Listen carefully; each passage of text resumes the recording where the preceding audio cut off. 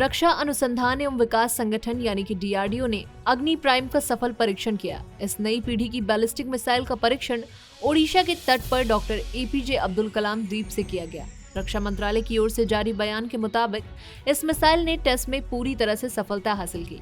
इसकी खासियत के बारे में बताया गया कि इस मिसाइल की रेंज 2000 किलोमीटर तक है, जो एक साथ कई टारगेट को भी तबाह कर सकती है।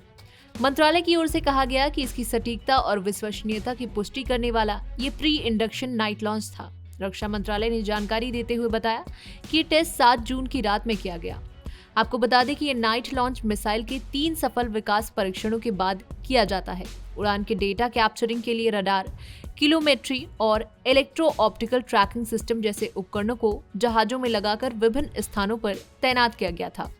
DRDO और सामरिक बल कमान के वरिष्ठ अधिकारियों ने भी इस टेस्ट को देखा।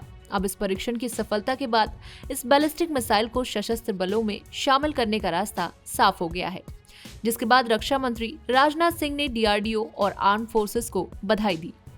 तो अब जान लेते हैं कि अग्नि प्राइम मिसाइल की खासियत क्या क्या है। तो बता दी, ये अग्नि सीरीज मिसाइल की नई पीढ़ी की मिसाइल है, जिसका वजन 11,000 किलोग्राम है। 34.5 फीट लंबी ये मिसाइल 2000 किलोमीटर की दूरी तक किसी भी लक्ष्य को भेदने की क्षमता रखती है।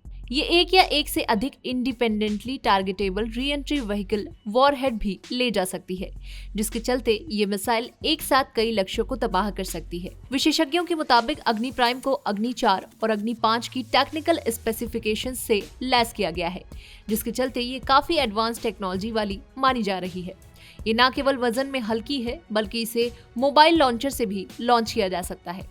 ये मिसाइल 2 स्टेज वाले प्रोपल्शन सिस्टम से चलती है और सॉलिड फ्यूल पर आधारित है। इसका गाइडेंस सिस्टम इलेक्ट्रोमैकेनिकल एक्चुएटर से लैस है। परमाणु हथियार को ले जाने वाला वॉरहेड इसे काफी खतरनाक बना देता है। तो चलिए अब जरा मिसाइल के इतिहास पर भी नजर डाल लेते हैं। तो भारत को डिफेंस सिस्टम में आत्मनिर्भर बनाने के लिए 1983 में integrated guided missile development programme यानी कि IGMDP की आधारशिला रखी गई थी।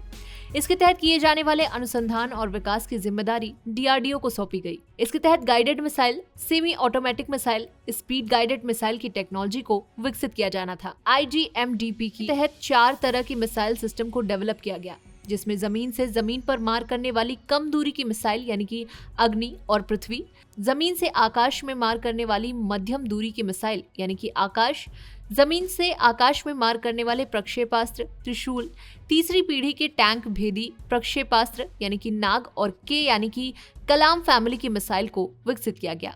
तो चलते चलते defence research and development organisation यानी कि DRDO के बारे में भी जान लेते हैं। तो DRDO की स्थापना सन 1958 में भारतीय थल सेना एवं रक्षा विज्ञान संस्थान के तकनीकी विभाग के रूप में की गई थी। ये भारत की रक्षा से जुड़े रिसर्च वर्क की अग्रणी संस्था है। ये संगठन भारतीय रक्षा मंत्रालय की एक अनुषंगिक इकाई यानी कि सब्सिडियरी यूनिट के रूप में काम करता है। वर्तमान में संस्थान की अपनी 60 प्रयोगशालाएं हैं, जो इलेक्ट्रॉनिक्स, रक्षा उपकरण इत्यादि के क्षेत्र में रिसर्च करती हैं।